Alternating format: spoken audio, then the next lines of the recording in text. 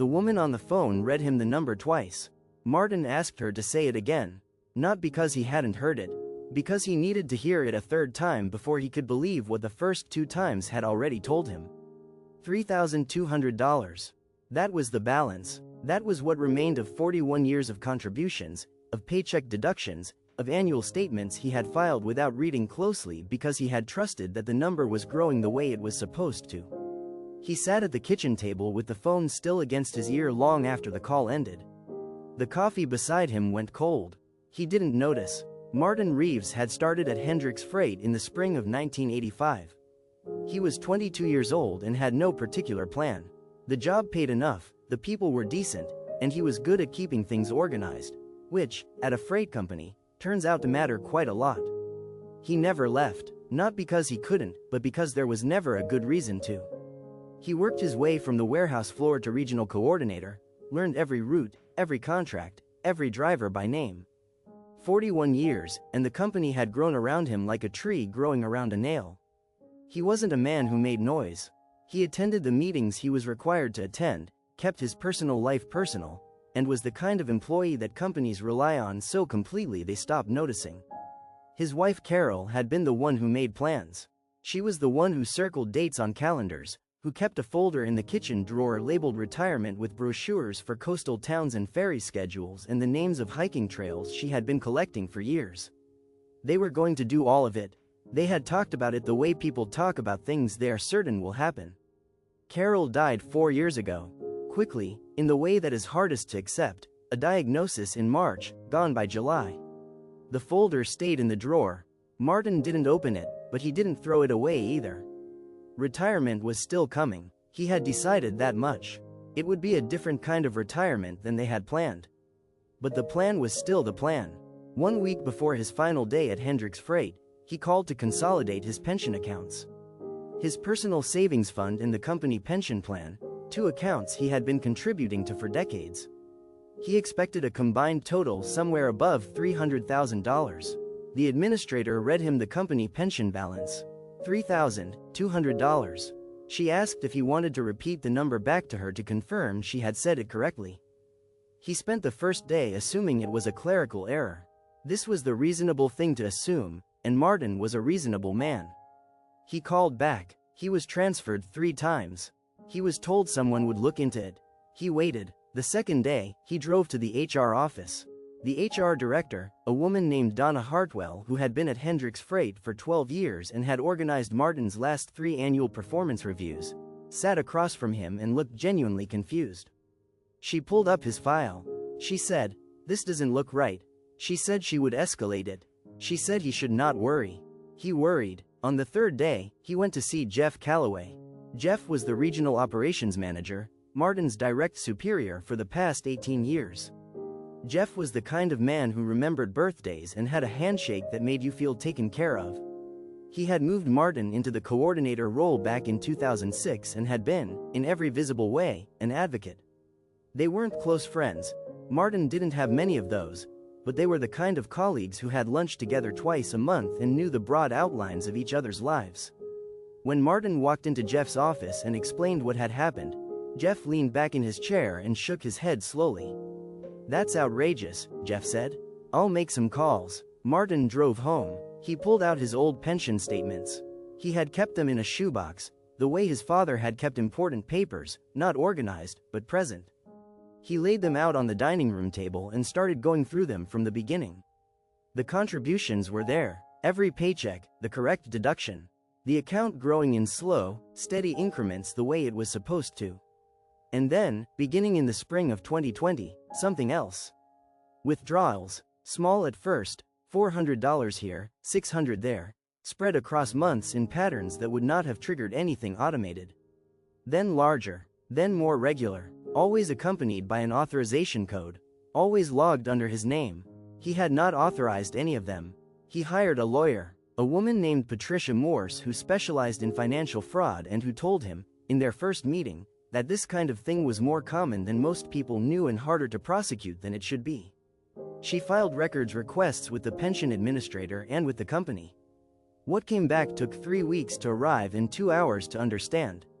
Every unauthorized withdrawal had been processed using a secondary user account linked to his profile, a login credential he had never created. The account had been set up in late 2019, just before the first withdrawal.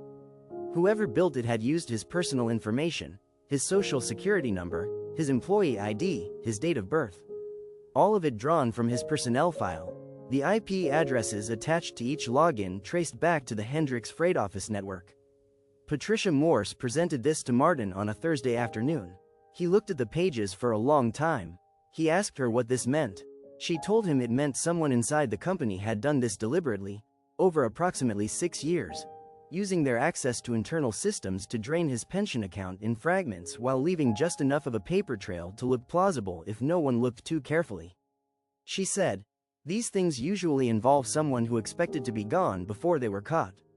Or someone who believed the victim wouldn't notice until it was too late to matter."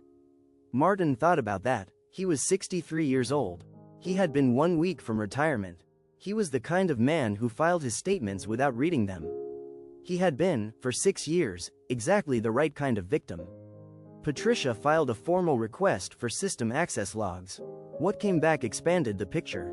Every unauthorized login, the timestamps, the authorization sequences, and one more record, the access to Martin's personnel file, where his identifying information had been pulled to build the fraudulent credential. That access had come from a user with full administrative privileges. There were only 4 people at Hendricks Freight with that level of access. The IT director, the CFO, Donna Hartwell, and Jeff Calloway. The company brought in an outside auditor. What the audit found, over the following month, went further than Martin had expected. He had assumed, once Jeff's name appeared in the records, that this was a story about him. About his account, about his 41 years. It was not only about him. 3 other employees at Hendricks Freight had experienced the same pattern of unauthorized withdrawals. All 3 were within 3 years of retirement. All 3 had long tenure, which meant substantial balances. All 3 were, by their colleagues' description, quiet people who handled their own affairs and didn't ask many questions.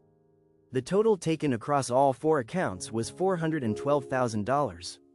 It had been moved in fragments through a series of intermediary transfers that Patricia described as designed to be difficult but not impossible to follow. Jeff Calloway had been at Hendricks Freight for 22 years. He was, by every visible measure, a valued member of the organization. His salary was good, he owned a home, his kids were through school. No one who knew him could explain it. The question of why sat in the room whenever Martin talked about what had happened, and no one had a satisfying answer for it. Jeff was placed on administrative leave when the auditor's findings were delivered to the board. He was escorted from the building on a Tuesday morning. Martin heard about it from Donna Hartwell, who called him and said she was sorry, said it several times, and Martin said thank you and hung up and sat in his kitchen for a while. He was not angry the way people expected him to be. He was something quieter than that. Something that didn't have a clean name. He had been thinking, since Patricia first said Jeff's name, about a particular Tuesday in October 4 years earlier. The day of Carol's funeral. It had rained. The church was full, which surprised him.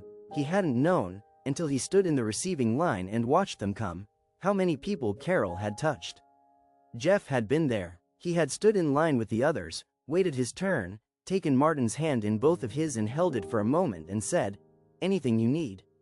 You call me." Martin had thanked him. He had meant it. At the time, he had thought Jeff was exactly the kind of person you wanted to have in your corner. Patricia's records showed that Jeff had made 11 unauthorized withdrawals from Martin's account in the 12 months before that funeral. He had been inside Martin's pension account the entire time. He had stood there anyway. The legal process moved with the patience that legal processes always do. Jeff was charged with 4 counts of computer fraud and 4 counts of theft by deception. The trial was scheduled for the following spring.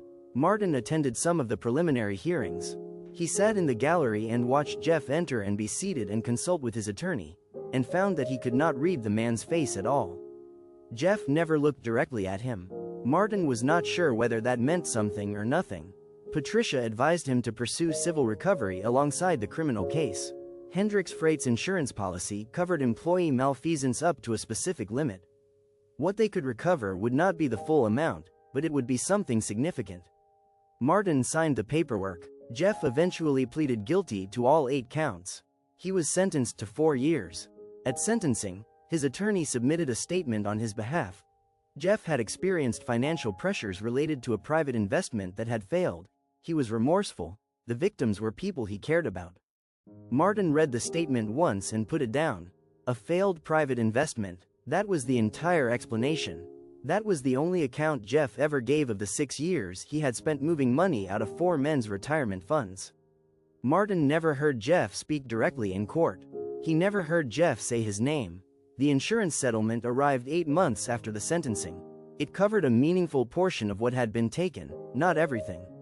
Martin's retirement fund was diminished in a way that couldn't be fully corrected. He could still retire. The math still worked if he was careful and stayed in the same house and kept his needs modest. Which, as it turned out, was not far from the life he had been living anyway. He retired on a Friday in February. He had asked Donna not to organize a party. He cleared his desk, handed in his badge at the front desk, and walked out to his car in the parking lot. He sat in the car for a few minutes with his hands on the steering wheel. Then he drove home. The folder is still in the kitchen drawer. He opened it once, the spring after he retired, and looked through the brochures Carol had collected. The ferry schedules were outdated. Some of the trails had new names. He closed the folder and put it back. He still lives in the same house. He has a vegetable garden now, which he tends in the mornings before the day gets too warm. He learned through a mutual acquaintance that Jeff's daughter, a girl Martin had watched grow up, who had come to the company Christmas parties as a child, who had once asked Martin very seriously what a logistics coordinator did, had stopped speaking to her father after the sentencing. He thought about that for a long time. He didn't know the daughter well. He wasn't sure what he would have said to her if he did. The question that stays with him is not what Jeff did. He understands what Jeff did. The question is what Jeff felt at that funeral. Whether the grief was real and the theft was also real and both things lived inside the same man at the same time. Whether a person can hold both of those things, the genuine sorrow, the ongoing crime, and still look you in the eye and mean what he says. Martin doesn't have an answer for that. He has turned it over many times and arrived at the same place each time. He doesn't know. He may never know. Jeff's statement said he cared about the victims. Martin has no way to measure that against anything. He contributed to his pension for 41 years. He will spend the rest of his life on a smaller number than the one he earned.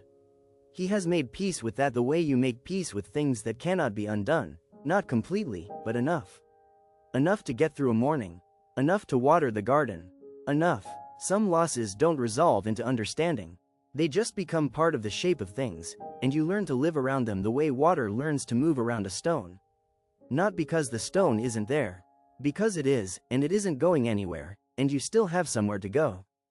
# story notes. Fictional narrative. Inspired by documented patterns of internal pension fraud targeting long-tenured employees approaching retirement. Names, company, and events are invented.